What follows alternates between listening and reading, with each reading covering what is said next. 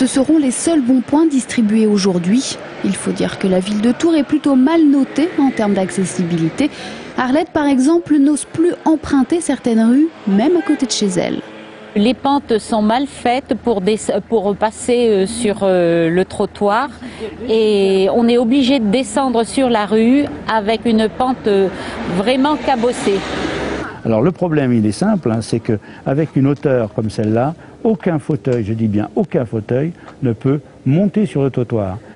L'objectif de cette campagne est à nouveau de marquer les esprits par des sigles aux couleurs des feux tricolores. Au rouge, je ne passe pas, et au vert, j'y arrive.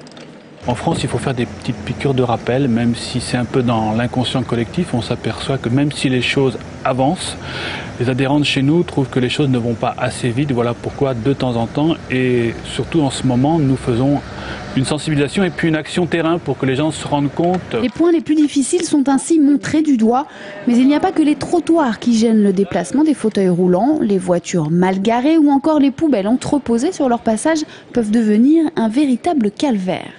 L'accessibilité, c'est le début de la liberté et aussi le début de notre autonomie, une part de notre autonomie. C'est ce qu'on revendique pour simplement être des humains comme tout le monde. Il y a forcément la responsabilité de chacun pour que ça s'améliore, quoi. Sinon, ça s'améliorera jamais. Il reste donc beaucoup à faire en la matière, du côté des municipalités notamment, au classement des villes les plus accessibles réalisées par l'APF sur l'agglomération tourangelle.